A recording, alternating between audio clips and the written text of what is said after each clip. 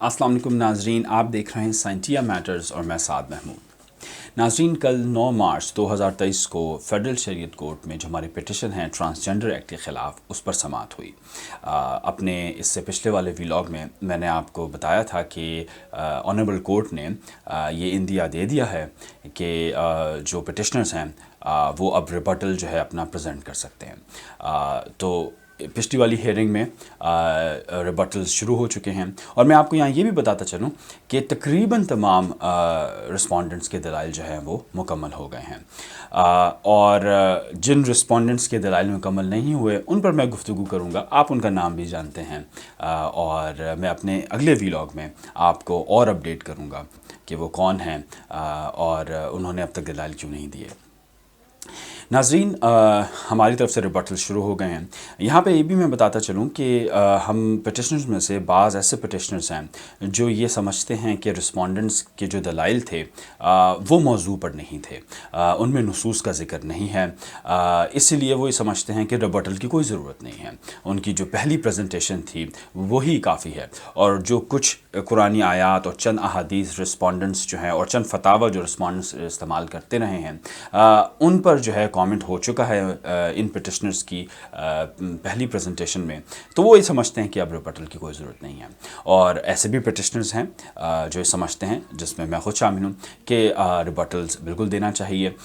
हम ये नहीं चाहते कि वो जाकर बाहर ये कहें कि हमने जो आर्ग्यूमेंट्स दिए थे उनको तो किसी ने एड्रेस नहीं किया। हम ये चाहते हैं कि उनकी जो मिस्टेक्स हैं, और बाज़ बहुत ही बुनियादी मिस्टेक्स हैं, उनको जो है अदालत के सामने लाया जाए, अवाम के सामने लाया जाए।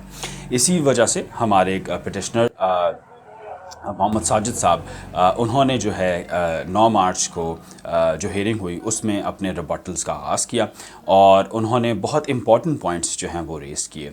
कुछ फैक्चुअल मिस्टेक्स जो थी रिस्पोंडेंट्स के रिप्लाइज़ में, उनकी जो है वो निशानदेही की।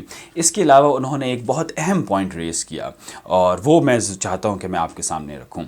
नाज़रीन, हम पिटिशनर्स का शुरू से ही मौक़िफ़ रहा है कि ये कानून जो है पाकिस्तान में होमोसेक्सुअलिटी को एक लीगल कवर देने के लिए बनाया गया था, और इसके इशारे जो है कहने को रिस्पोंडेंट्स अक्सर व बेशतर जो है वो यही कहते नज़र आते हैं अपने जवाब में कि नहीं, ऐसा नहीं है, लेकिन बहुत सी ऐसी चीज़ें हैं जो हमें बता देती हैं कि ऐसा ही है।